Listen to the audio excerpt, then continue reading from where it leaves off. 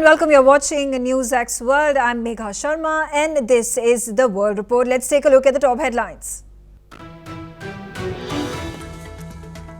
The Atlantic magazine releases full signal chat messages showing its editor-in-chief does receiving highly classified war plans from top US officials. President Donald Trump calls the scandal a witch hunt as pressure builds over the ordeal.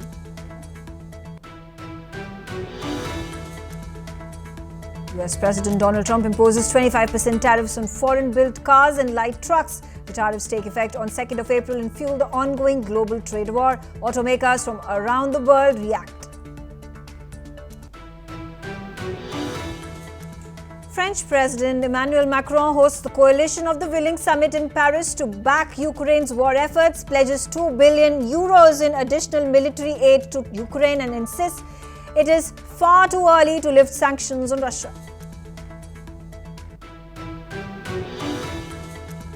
Turkey elects an interim Istanbul mayor after Imamoglu jailed as the police deploy pepper spray, plastic bullets and water cannons against protesters in Turkey's capital. US President Donald Trump says he is willing to cut tariffs on China to get the TikTok deal done.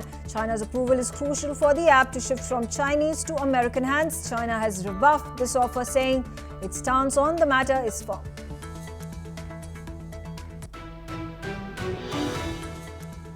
Wildfires in South Korea doubled in size with 27 people now dead. Historic sites burn amidst the flames with over 80,000 acres now completely destroyed.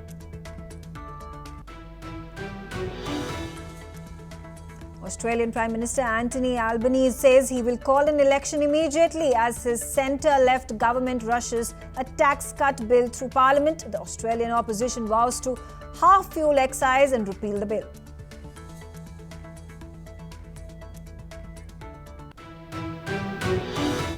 Big story of the hour. Despite Trump administration's justification, the chat leak over Signal continues to simmer. Now, the latest development that makes the headlines, it sparked debates on its implications. Now, Senator Tom Cotton has issued a strong defense of Pete Hegseth amidst the ongoing Signal leak controversy that has shaken the Trump administration. Meanwhile, Jerry Vance expressed concerns in a chat, noting that the president's action may conflict with his message on Europe and could risk a spike in oil prices. Despite his disagreement, he ultimately supported the action, telling Defense Secretary Pete Hegseth that if he thinks we should do it, let's go. He just hates bailing Europe out again. This raises a poignant question. Do Trump and Vance share a common position on Yemen? Additionally, the US judge that President Donald Trump has argued should be impeached for blocking his use of wartime powers to deport Venezuelan migrants is set to hear a new lawsuit. The lawsuit concerns administration officials' use of messaging app Signal to share highly sensitive military plans. In a separate development, the US Secretary of State Marco Rubio has addressed the issue of including a journalist in a group chat about military strikes, stating this can't happen again. Let's hear what he said. There was no war plans on there. This was a sort of description of what we could inform our counterparts around the world when the time came to do so. Again, look, I think the White House is looking at this entire thing. How did that journalist get on there? Why was this the appropriate? I think there'll be reforms and changes made, so this was not going to happen again. It can't. The US President Donald Trump has dismissed the controversy surrounding the leaked plans for airstrikes in Yemen, calling it a quote-unquote witch hunt. He also defended his embattled Pentagon chief despite growing calls from Democrats for his resignation. Listen in to what he said. Secretary Hegseth consider his position over the Signal. Hegseth is doing a great job. He had nothing to do with this. Hegseth. How do you bring Hegseth into it? He had nothing to do. Look, it's all a witch hunt. The U.S. Director of National Intelligence, along with the heads of the CIA, the FBI, the NSA and the DNI, testified before the House Permanent Select Committee on Intelligence about the worldwide threats. The U.S. Representative Raja Krishnamurthy has strongly criticized the Trump administration and called for Hegseth's resignation. Listen in to what he said. This is classified information. It's a weapon system as well as sequence of strikes as well as details about the operations. And so I think that, just piggybacking off of what some other members have said, using the DOD's manual as well as the executive order in operation today with the Trump administration, this text message is clearly classified information. Secretary Hegseth has disclosed military plans as well as classified information. He needs to resign immediately. He needs to resign immediately, and a full investigation needs to be undertaken with regard to whether other similar signal chats are occurring in this administration. There are no texts discussing war plans, no units, no locations, no routes, no flight paths, no sources, no methods, no classified information, is what the U.S. Defense Secretary Pete Hegseth has said, downplaying the significance of the leaked messages. Listen in to what Hegseth had to say. Nobody's texting war plans. Well, I noticed this morning out came something that doesn't look like war plans. And as a matter of fact, they even changed the title to attack plans because they know it's not war plans. There's no units, no locations, no routes, no flight paths, no sources, no methods, no classified information. You know who sees war plans? I see them every single day. I looked at them this morning. I looked at attack plans this morning. President Trump and top U.S. intelligence officials are now scrambling to contain the fallout from the scandal after a journalist was inadvertently added to a group chat discussing airstrikes on Yemen's Houthi rebels. It was a mistake that a reporter was unintentionally included in a signal chat with high-level national security officials, is what Tulsi Gabbard, Trump's director of national intelligence, said, who was also part of that group chat. National Security Advisor has taken full responsibility for this, and the National Security Council is conducting an in-depth review along with technical experts working to determine how this reporter was inadvertently added to this chat. The conversation was candid and sensitive, but as the President National Security Advisor stated, no classified information was shared. There were no sources, methods, locations, or war plans that were shared. This was a standard update to the National Security Cabinet that was provided alongside updates that were given to foreign partners. All right, let's start this conversation. Joining me on the telecast right now is Ross Feingold. He's a political risk analyst. Ross, it has been a heck of a week with this entire explosive revelation being brought forth by the editor-in-chief of The Atlantic. He has released the full transcription of the chats just a day ago. And it seems like the saving grace for the Republicans, for the Director of National Intelligence and the Defense Secretary and the National Security Advisor, and all of them coming together talking about whether it was a war plan whose details had been leaked mistakenly or an attack plan. This is the fallback that the Trump administration and its officials and its national security team is falling back on. That's right. They're going to insist that there was no classified information. And as some of the video clips showed, the talking point is to say there was no sources or methods, no specific military units were mentioned, the timing, specific timing. So they're going to continue to emphasize that and hope that this blows over pretty quickly.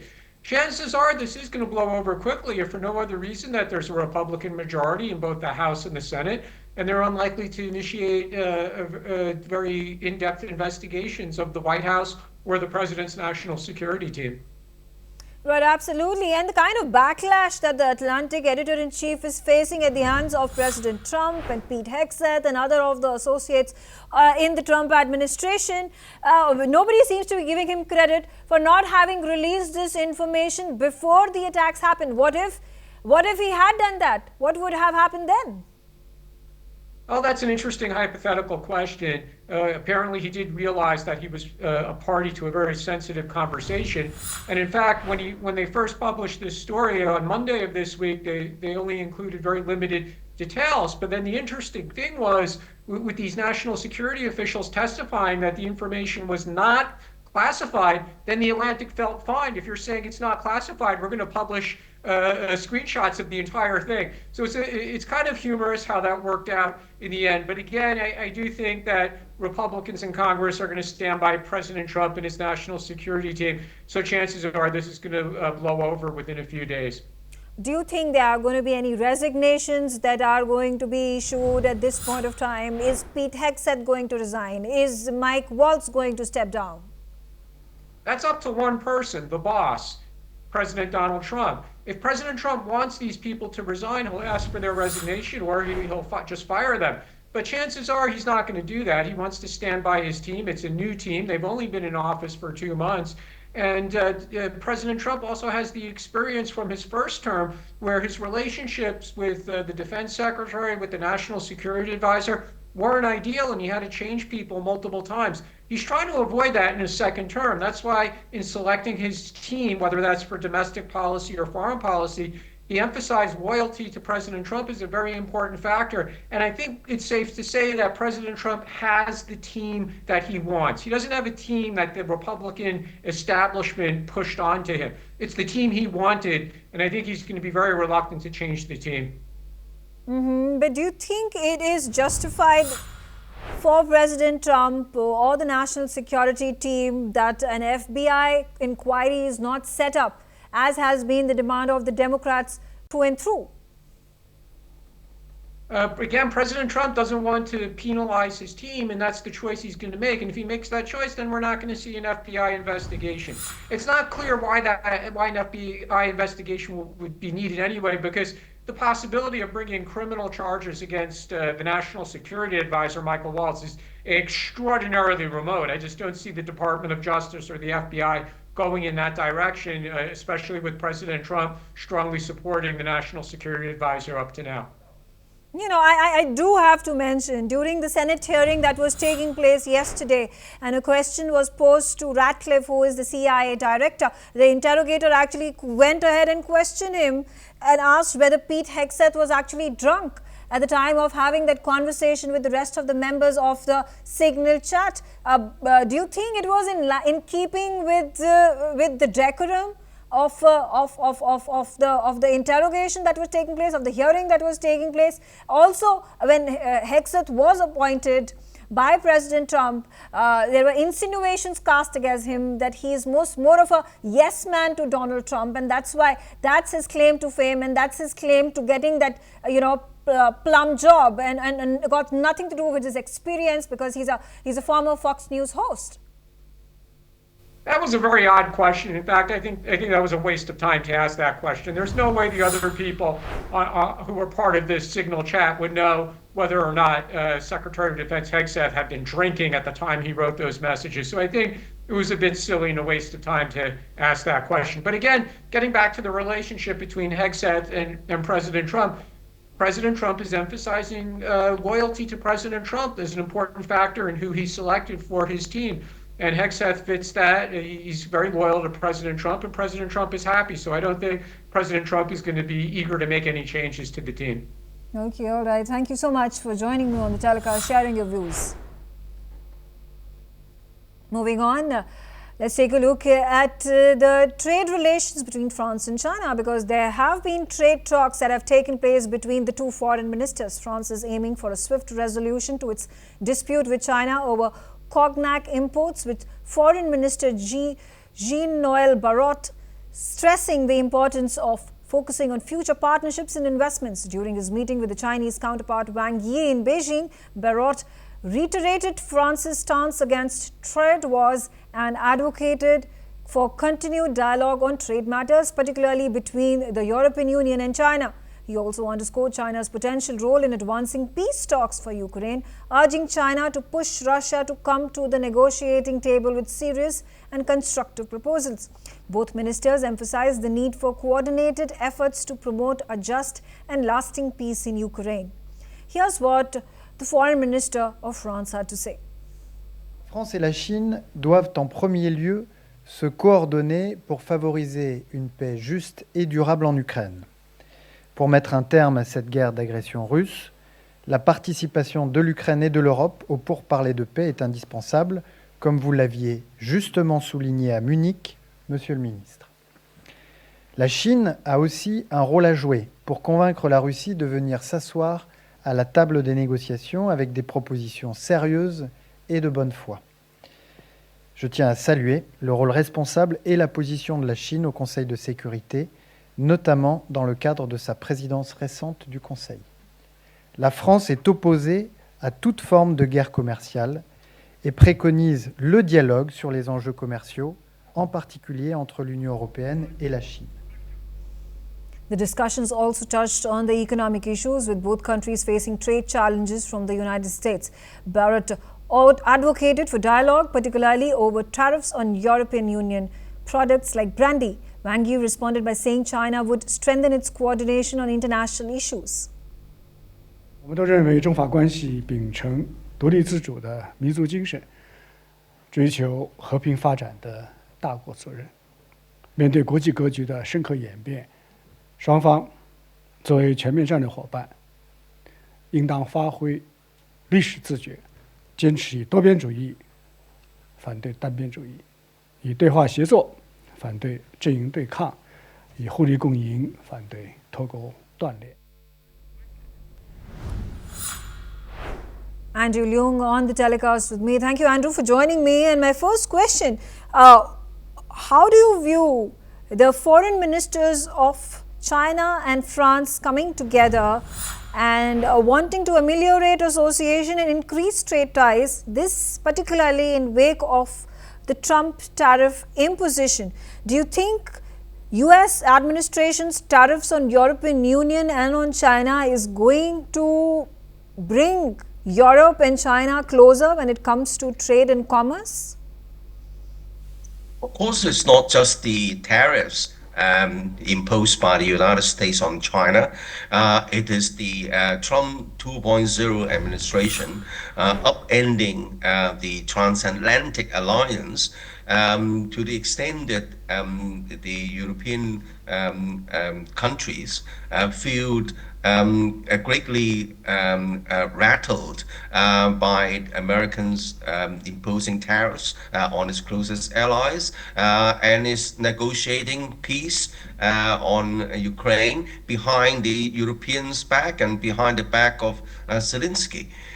So I think that this is a reflection of this upending of the transatlantic mutual trust, so that the European countries, particularly led by France, in trying to recalibrate its relationship with China. After all, China has been quite consistent in its approach to international trade, and that allies with the interests of European nations, open trade, even though, of course, China is accused of certain unfair practices. But I think that China is open to negotiations rather than resorting to unilateral actions.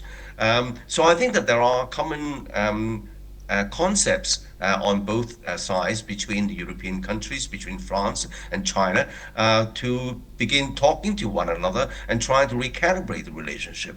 But I think that to expect that China would be instrumental in forcing Russia on the negotiating table, while the European countries are trying to prop up the defenses of Ukraine, is not seen in the same context by, for example, the Trump administration, because President Trump wants to have a quick peace over Ukraine, and is siding with Russia's concerns, and really downgrading the importance of European countries.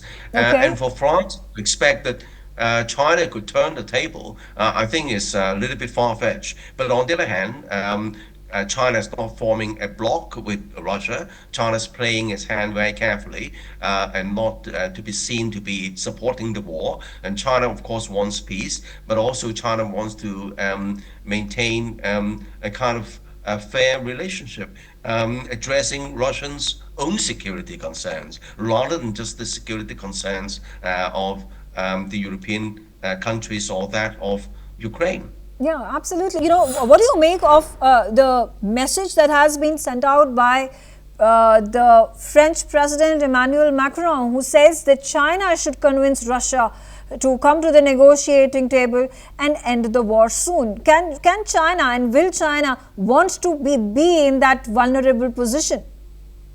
As I just explained, I mean, of course, China wants to end the war because the war disrupts international trade, disrupts China's trade flows, on which the Chinese economy depends to a great extent.